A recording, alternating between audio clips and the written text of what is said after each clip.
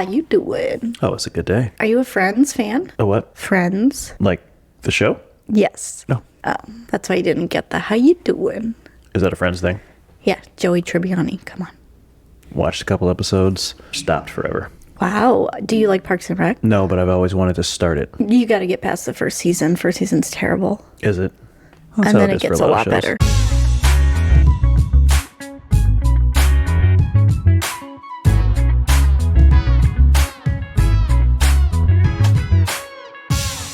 Welcome to another episode of the Realty Chicago podcast. I'm Jamie. And I'm Terrence. And we are here to share with you the most interesting stories we can find in Chicago real estate. And if you like what you hear, please don't forget to like and subscribe, tell all your friends and family, and even submit a story if you want. Yes, please. Yeah. You want to can do hear it. all of the things. You can do it anonymously. Yep. Meaning we won't tell who you are. I actually have a Google form that they can fill out and just stay anonymous. We don't even have to know who they are. Nice. Yeah. So we really will be anonymous. Yep. That'll be exciting. Yeah. I'm very excited about this. I know. Please fill out some stories. Like, we got to find. Oh, we will. All right. So I thought today we could talk about the fact that Chicago has the world's only backwards flowing river. When you say backwards, like against gravity? Wait, you really didn't know this? No. I thought this was common knowledge in Chicago. I didn't know this. They reversed the flow of the river. I know they can reverse the... No, they did Oh. in 1900. Oh. And then they never turned it back? No. Oh, I just thought that there was a thing they can do. They could flip it when they need the green dye to go one way and then turn it back the other way when it's not St. Patrick's Day. The river was so polluted from waste and nasty things.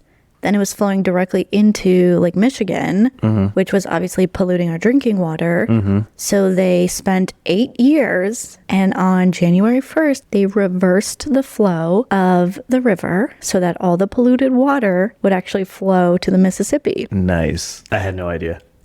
I didn't know this was a fact. Yes. So note to self, do not go swimming in the Mississippi. It is full Well, of... don't go swimming in the Chicago River. I wouldn't do that. I don't know. No. I would not even touch that water. No, you shouldn't. Anyone who's kayaking in the river, like, It's you're gross. fucking crazy. Yeah, it's gross. I've never been on the Chicago River and I never will. No. No. Absolutely not. If you get, I think it's if you are submerged more than half of your body in the river, you are supposed to go to the hospital to be checked for waterborne illnesses. That's disgusting. Like, don't fuck around in the river. That's nasty. The lake's one thing. The lake is much cleaner. Well, yeah, the lake's fine, but no, that's nasty. Nasty. I just never wanted to go in it because I just figured it was full of poop and probably dead bodies, and it's gross. Do we know how deep the Chicago River is? I have no idea. Let's ask the Google. Well, the project was named one of the 7 wonders of engineering by the American Society of Civil Engineers in 1995. Depth of Chicago River. At its deepest point, the Chicago River is 21 feet deep. Oh, that's not that deep. I mean, I think it's deep for a river. No, that is shallow for a river. The Mississippi River averages 30 feet. Below Cairo, where the Ohio River joins, the depth averages 50 to 100 feet deep. The deepest part of the river is in New Orleans, where it reaches 200 feet deep. Oh. So I think 21 feet is a little shallow. Okay, yeah, you're right. I was basing my knowledge off of the Rio Grande in New Mexico, which is extremely shallow. Anyways. Okay, fun fact of the day. Yeah. All right, do you have your 2 truths and a lie ready for us?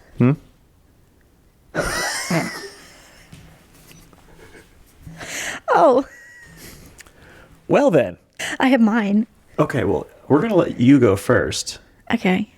and I will come up with mine as we go. And if Okay. anything, we can do You it. can just riff. It's fine. We can You do don't it. need to do a whole... We can do it later, and I'll think about it as we go along. Okay, great. So mine are, I've walked in on a live stream of the building's lobby in someone's unit. I've taken a potential client to their dentist appointment, or I've had to break into a listing through an open window. I am going to say that one is true. The window. Yep. I can see you shimmying through a window. And I kind of just want the first one to be true because I want to hear all about how the police came and apprehended this man afterwards. or woman. So I'm going to go ahead and say the lie is the dentist. Okay.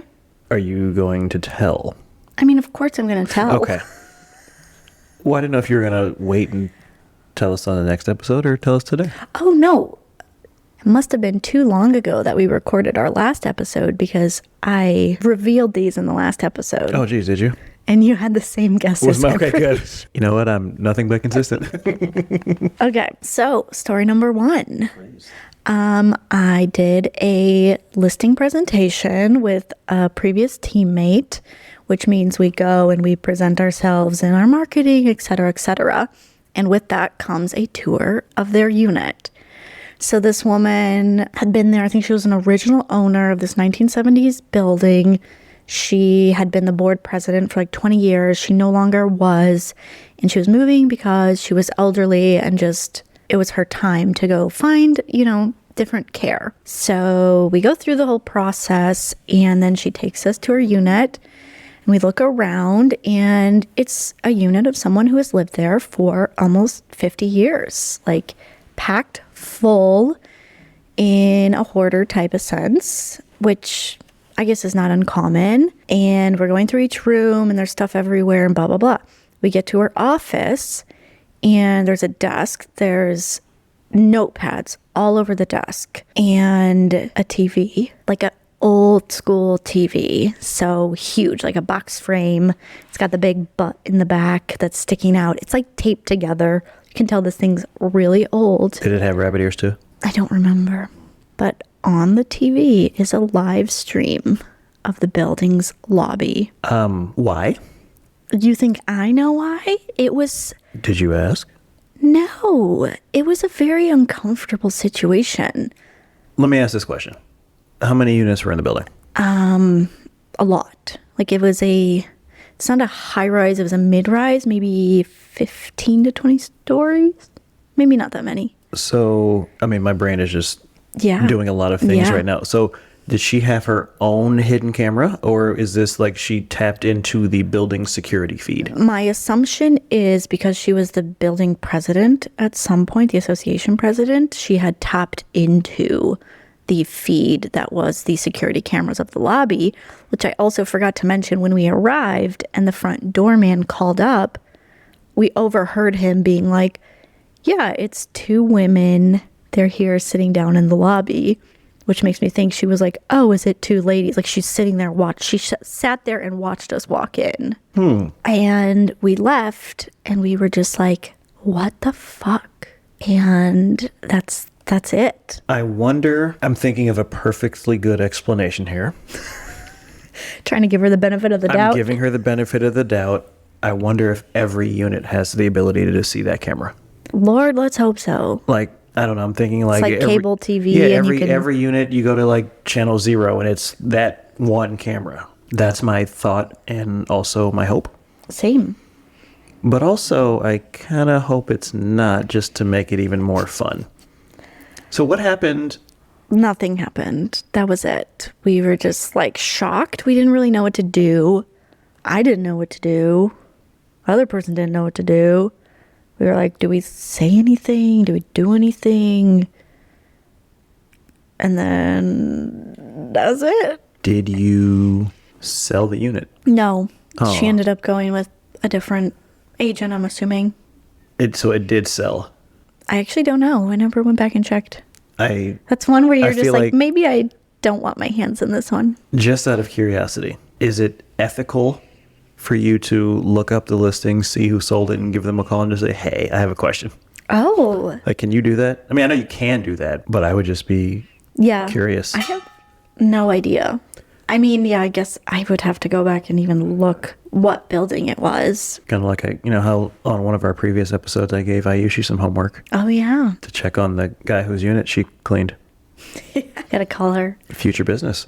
Yeah. Hey, remember me? I cleaned your unit. Do you need to sell? You need any help? Exactly. Okay, so that was one of the truths. Truths. Yes. The other one is I got a lead from an online source and went to meet her. And from the jump, it was bizarre. She was coming from the suburbs. Her brother or one of her family members was living in the unit with her furniture. And I'm in the lobby. I'm like, hey, I'm here. Let me know when you arrive. And she's like, oh, I'm just going to be like 10 to 15 minutes late. I had an emergency with my dog. And I'm like, oh no, I hope your dog's okay. And turns out her dog like was outside and she couldn't find it. Anyways, that was bizarre. Then she shows up. We go to the unit. She was an oversharer, to put it nicely. I learned so much about this woman. Did you know? I learned so much about this woman in like 45 minutes. I think I barely even talked about real estate, as I learned about her boyfriend, how I think they recently broke up, her brother who was living in the unit. I mean, the list goes on and on. She was trying to find a new job. And then in the midst of all of this, she was like, the reason I wanted to do this appointment today was because I have a dentist appointment after this in the Loop. I'm like, oh, okay. And she's like, I don't remember what time it was, or I don't remember exactly the location. Do you mind if I just look it up? And I'm like, no, I don't mind. Do what you gotta do. So she's on her phone. She's checking her email. She's like, I can't find it. I know I got a confirmation. I can't find it anywhere. And she's like, I don't remember the name of my dentist. And I'm like, okay. She's like, I know exactly what building it was in. I know the address, but I don't remember the name. So I pull out my phone and I start Googling. And I Google the address. There's like 10 dentist offices in this one building in the Loop. I'm like, does this sound right? Does this sound right? And then she's calling each individual dentist. Do I have an appointment here today? Yes. Oh. And the poor thing, she's calling. After a few, she just starts bawling. And she's like, I don't know who it is. I can't find the information. And I'm like, don't worry. We're going to figure this out. And I don't think we figured it out, but for some reason, she was talking about how she got a great parking space. Oh, she was going to walk. She was just going to walk to the dentist because it was close enough.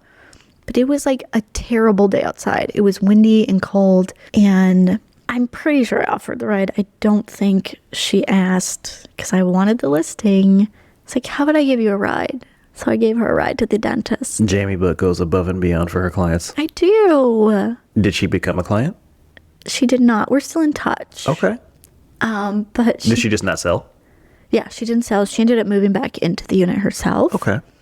And the best part was, I don't know if it's the best part or the saddest part. She texted me later. And she was like, so it turns out my dentist appointment was not today. It's some other day. Wow. Well, you gained a client for life. I think I did. I think when she's ready, she will call me. Absolutely, for a ride to the dentist. Yeah. Mm-hmm. You know what? Listen, sometimes people just need someone to be there and be empathetic. And I am very empathetic. It's one of my weaknesses. Oh, really? I don't actually think it's a weakness, but No. I lack empathy in many situations. Do you have an example? Not one that doesn't make me look like a complete asshole. Well, that's kind of what I was hoping for.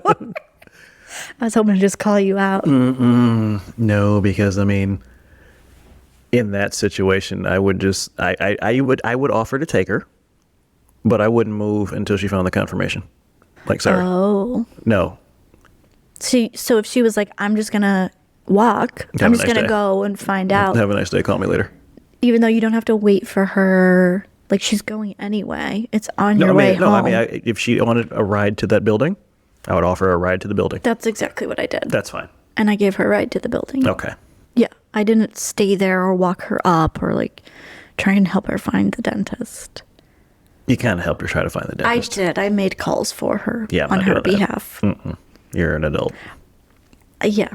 Also, she's crying and needing help. I just wanted to help. Tears don't do it for me. Yeah, you're a cold-hearted bitch. Damn. Well, like we're grown-ups here. Let's not cry. Let's figure out a solution. Let's work the problem. I tried to find a solution. And she cried. And she cried. Poor thing. Poor thing. That's okay. Again, client for life. You go above and beyond. Thanks. I think I'm ready. Oh, hell yeah. With my two truths and a lie. Let's hear them. In no particular order. Okay. These are all potential actual people. Well, I just wanted to throw that out there.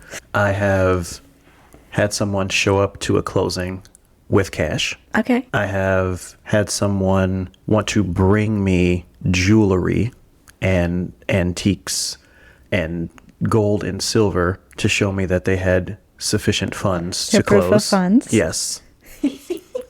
And I had one woman that put on her application that her down payment was coming from the Lord. Oh my God. Okay, this is a difficult one. Her down payment's coming from the Lord. That's like a little Delulu. These are all Delulu people. I kind of believe that someone tried to... Okay, hold on. What was the second one again? The second one was someone tried to bring me gold, silver, and antiques to show that they had funds. As a down payment? Correct. I kind of believe that's true. Fucking wild. And then the first one again? That I had someone show up to a closing with cash. I don't believe that one because you're too good of a lender to let someone do that. First of all, thank you. But as we have heard, I do tell people what to do and what not to do, and sometimes they still do it. But in this situation, you are correct. Yes! I, thankfully, knock on wood, I have yet to have someone try to show up to a closing with cash. I've had many people ask, especially if the cash to close isn't, 5+ figures. Yeah. But no one's done it, thankfully. But 2018, so when I first started, there was a woman that wanted to bring me gold, silver, antiques, because on her application, she stated, X number of thousands of dollars, but didn't input where they're coming from. Didn't say checking, savings, retirement. Was she planning on selling them? No. So she wanted to give these to the seller? Oh. Like this was her down payment. She didn't know who she was going to give it to, but here's my down payment. And it should be worth X number of dollars. And I had to... You had to break her heart. I did. I tried to use empathy. Asshole. I was very nice. I wasn't mean, but I said, well, you're going to have to liquidate these. Yes. That's a fair response. See? And she said, why?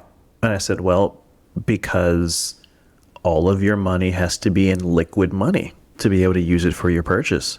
Did she ask how to make money liquid because it's solid? She did not. Darn.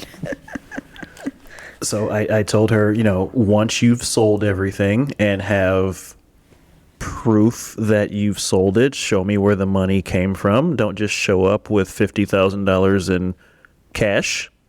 Because, I don't know where the gold and silver and antiques came from. They, So I'm like, I just need to show where they came from and we can use the funds. Nothing ever came of that. Yeah. I'm sure she held on to her paraphernalia. Well, I guess it's maybe one thing in her mind to trade it for a house and another thing to actually put it online and sell it. That's a very different interaction. You don't necessarily have to take that stuff, to sell it online. I get it. Some people can't. Sure. She was older, so I get it. Some people aren't very computer savvy and want to do it online.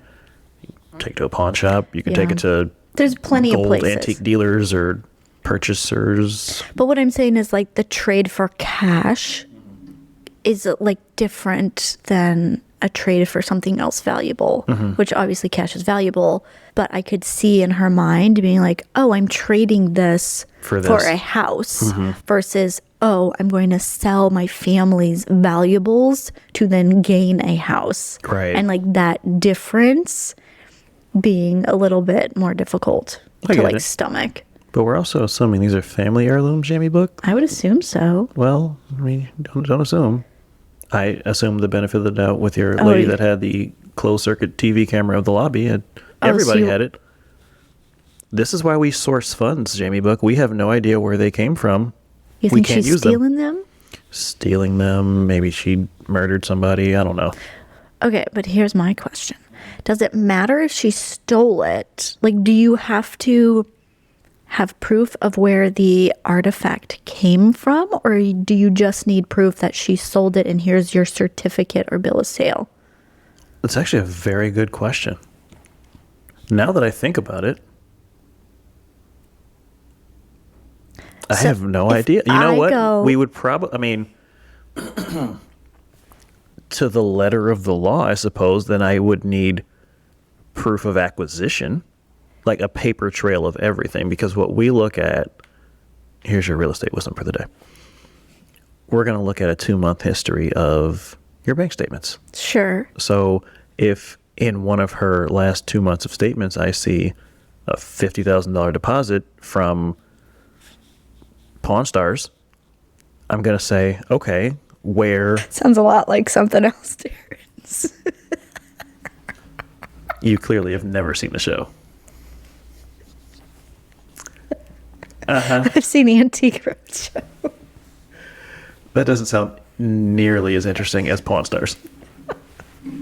Look it up. You'll love it. I'm just imagining someone scrolling and reading wrong and then being like, what the fuck is this? Yep. So make sure that when we transcribe this, the spelling is correct. Yeah, I will.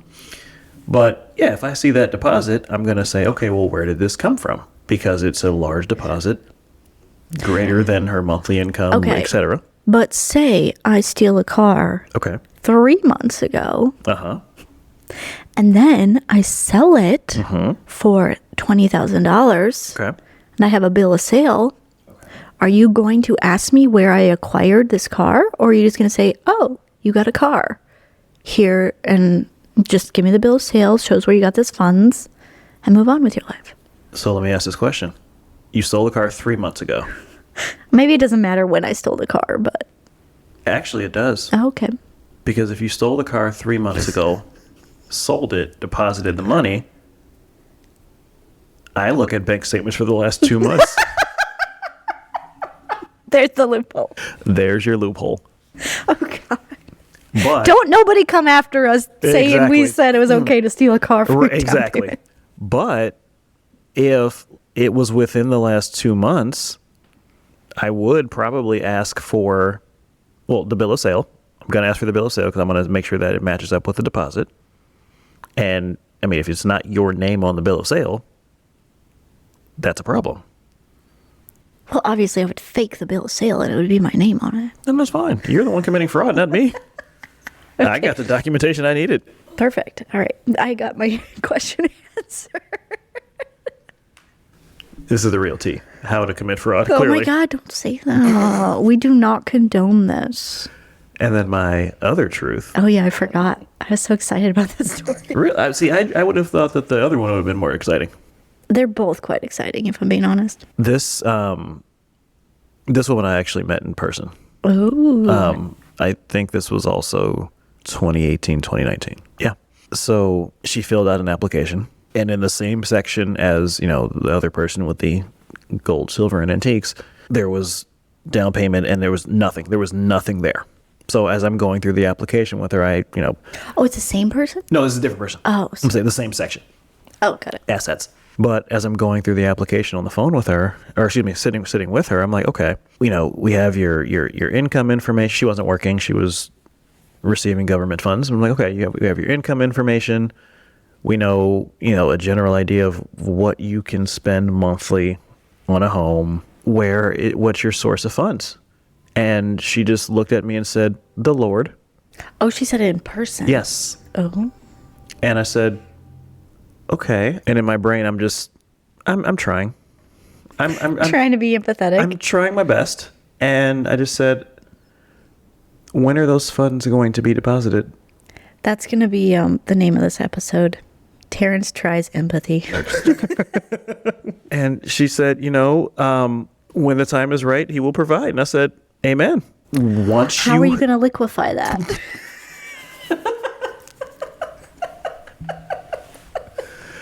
You're going to hell, not me. So I said, Okay. When those become available, just let me know.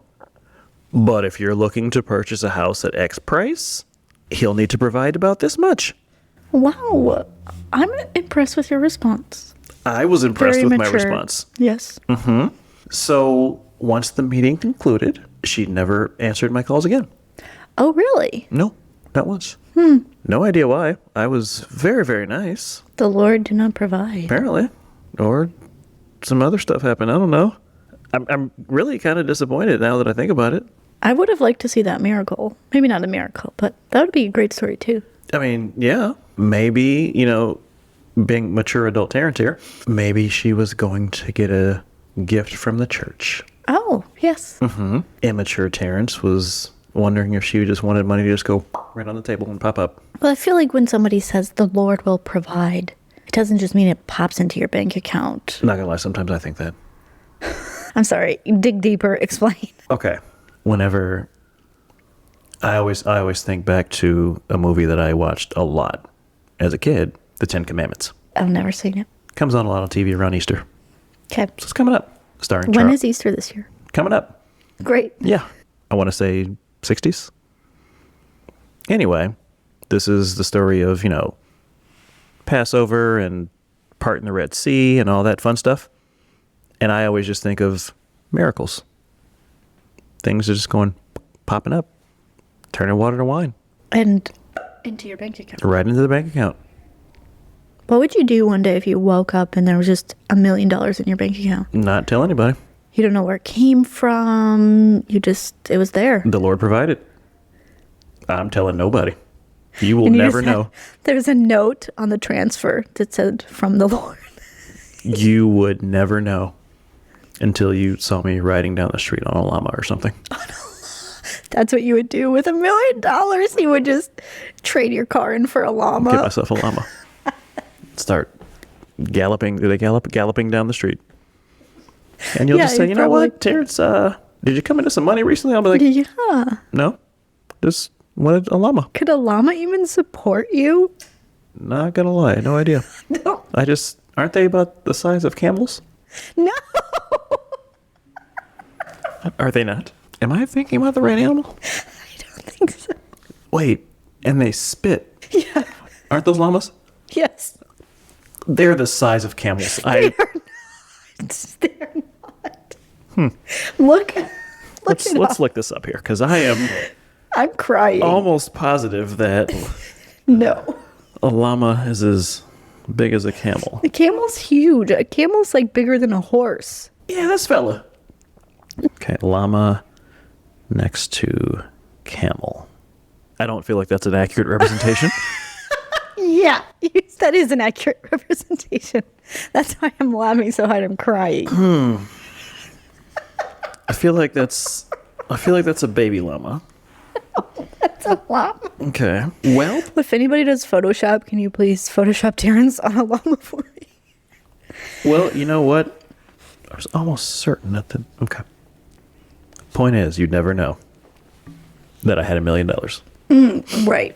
If Terrence ever says I'm buying a llama, we know he's come into some money. Won the lottery, or the Lord provided. I really want to know what happened to that woman. All right. What else you got? Oh, I want to tell you about my happenings. Don't get too excited. This is another one of those you tell people not to do it, And they do it. and they do it type stories. This one had a happy ending. It's fine. Fortunately, timing all worked out. But on the list of do not do's while you're buying a house, unless you tell your lender first, is do not change jobs. Oh, yes. Fair. So before closing, we do a final verification of employment where we call the employer. Hey, is so-and-so still here? Is employment going to continue? How soon do you call them? That one's done within 2 weeks closing. Okay. So are they still here? Is employment going to continue? If they say no, it's a little bit of a problem. Understandably so. Fortunately, we didn't get that far. We were about a day before we were going to actually make the call. We got updated pay stubs. One of the updated pay stubs looked a little bit different. Like very different, like from a different employer. And so my processor called me and said, do you You know about this? I'm like, know about what? She emailed me over a pay stub. I'm like, that's not where she works. So I made a quick phone call. I paced a little bit first, then I made a phone call. I said, hey, thank you for sending over your most recent pay stub. What the fuck? Why does it look different than the last pay stub? Oh, I got a new job. I said, congratulations. Terrence tries empathy. I have so many questions for you. When, why, and how are you paid? Because if how you're paid changes, we may not be buying a house right now. And so she said, last week, I forgot to tell you. I said, you know what? It's okay. But I'm paid salary and I'm making more money now. I'm like, Yeah. the Lord provides. So it all worked out. Just a couple of extra steps, verification of employment through a new employer, and we closed. Okay. So moral of the story is you can change jobs as long as you get paid the same and more money. Definitely more money, but how you're paid makes a difference. If you are a salaried employee and your pay structure changes to a half salary, half bonus commission, Right. no. Yep. Because then I'm using the salary because I don't have a history of the variable income. Yep. Okay. There's your real estate wisdom. Real estate wisdom. Thankfully, in this situation, it was So- salary to salary. And just so people are aware, in order for bonuses to count, you have to have a 2-year history. 2 years. Okay. Same thing with commission. Yep. The variable incomes is where we need 2 years. Say that again for the people in the back. I'm looking at you. 2 years. Don't do it. Don't leave your salaried job to start a business until after you close. That's all I got. It's my wisdom for the day. It's beautiful. Thank you. Enough about me. Let's talk about you. Yeah, what about me? What do you got going on? I'm working on a flip up in Rogers Park right now. Yeah? How many beds and baths? It's 3-bed, 2 baths. It's huge. It's got to be over 1,500 square feet, if not close to 2,000. Oh. It has this beautiful living room with curved windows. It was built in the 1920s by a woman architect. What? We bought it on auction, which is a first for me. Nice. But we bought it with all of the basically personal belongings inside as well. So, any treasures in there? Definitely a lot of vintage finds. So this person had been in there since, I think, the 70s, if I'm... Ooh. Wait, maybe that's not true. But basically, yeah, a lot of like vintage vases and glassware. But the thing with foreclosures and personal property is I cannot sell any of it. It all has to be donated or trashed. I have a question. Yes? How will they know? That's a great question, Terrence. Ethically, I need to be responsible because I do not want to jeopardize my business or my business partner in any way Okay. by putting something online and then one of their family members says, hey, that's That's true. my grandma's. Oh, I'm actually entitled to this property, or I'm entitled to I don't know what. Okay. So it's definitely more complicated and more complex, and I don't fully understand everything about it. But when you buy a foreclosed property at auction, there is a difference between the physical property in the unit, the real estate left behind, and then the personal belongings left behind, and the way you have to deal with each of those separately. So the personal stuff that they've left behind, you have to donate it. Give it away, donate it. I can't keep it or sell it. Okay. Give it away, donate, throw it away. Throw it away. Yep, Okay. You just personally can't sell it. correct. Okay. So, off the record. Anything good that I may want?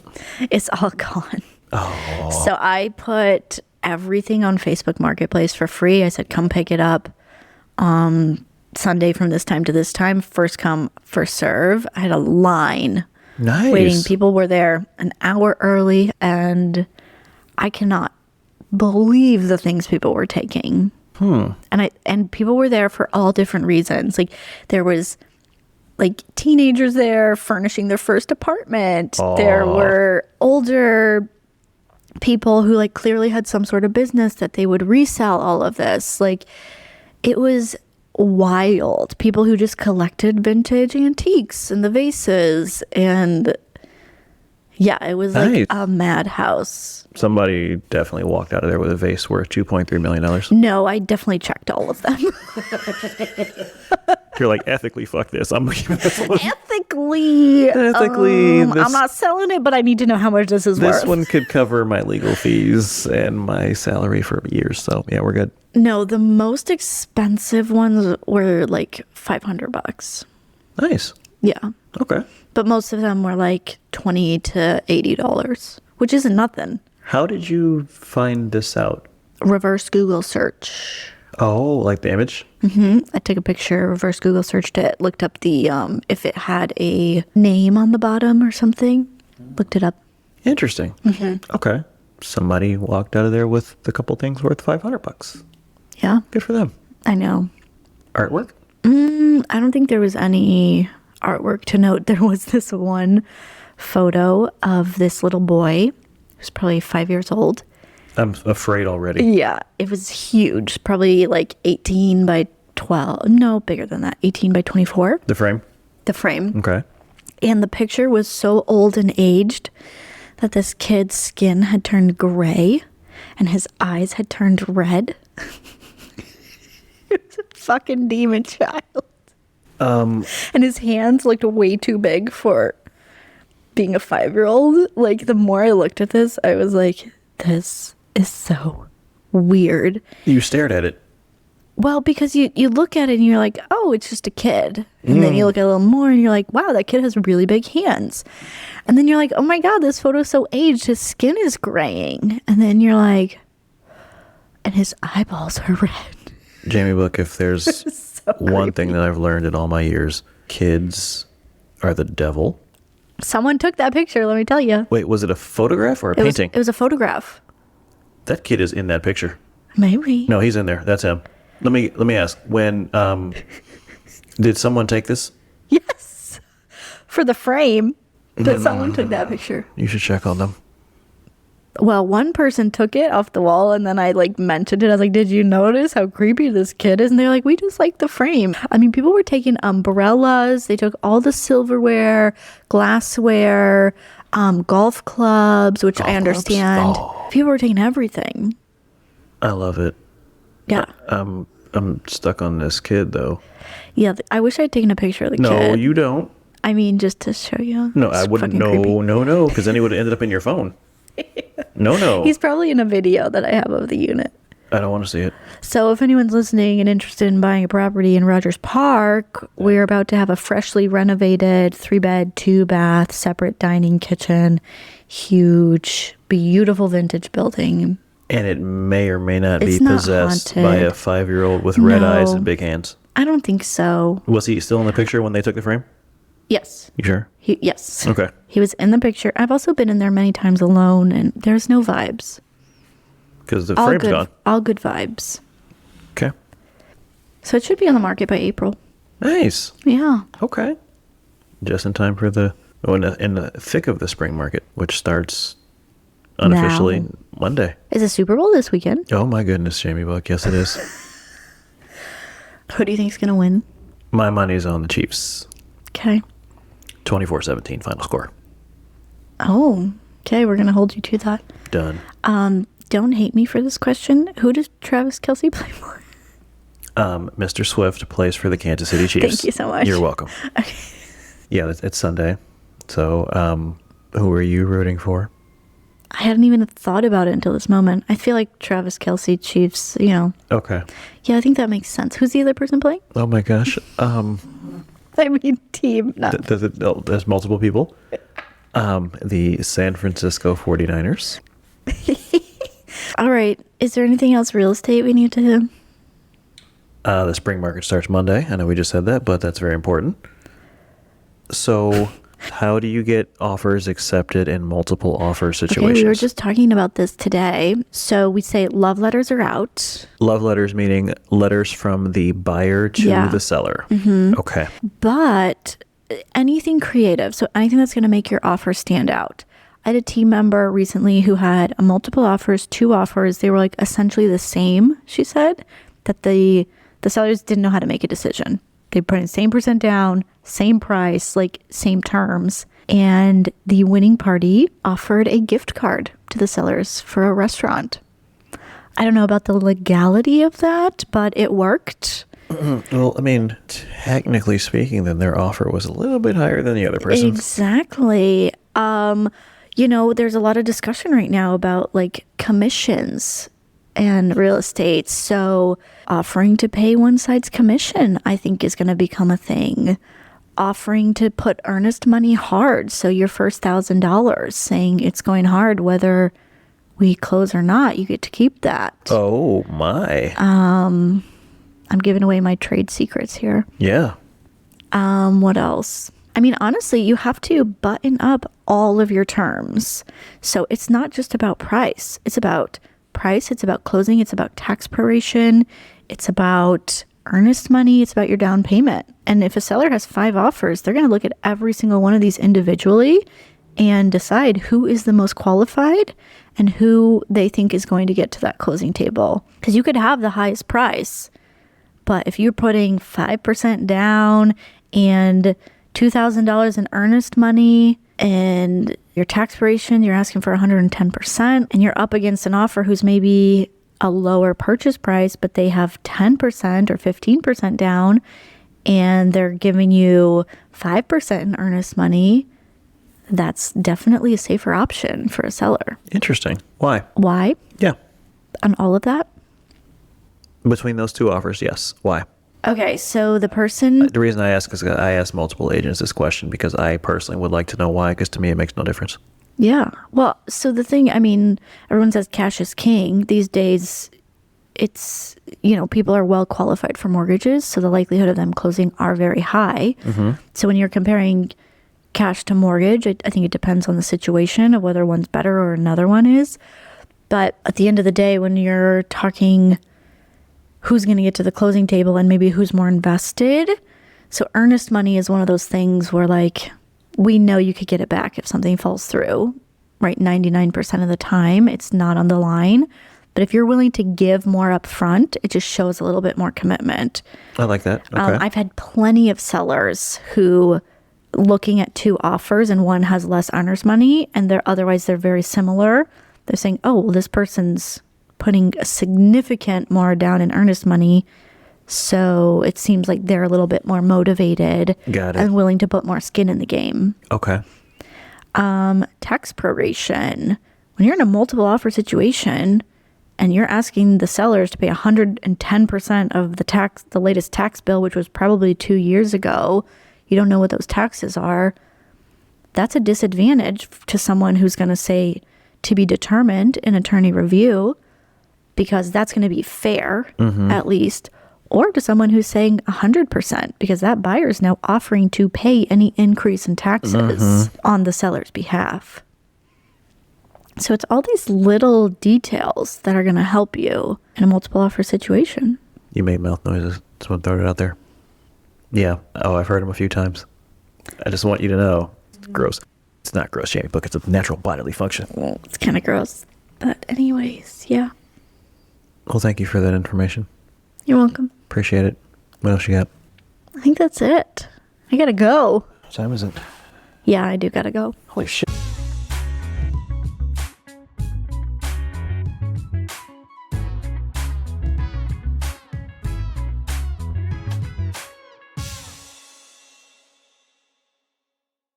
Thank you, everyone, for listening to another episode of Realty Chicago. If you are interested in sharing a story or finding us on social media or just connecting in some way, you can find us on Instagram at realteachicago. You can also email us at realteachicago@gmail.com. We do have a TikTok, the Realty Chicago podcast, and I've got a Google form if you want to fill it out. That's going to be linked on our Instagram. For our anonymous stories? Yes. So find us and let's connect. Absolutely. Signing out. And we're done. Okay, bye. Bye.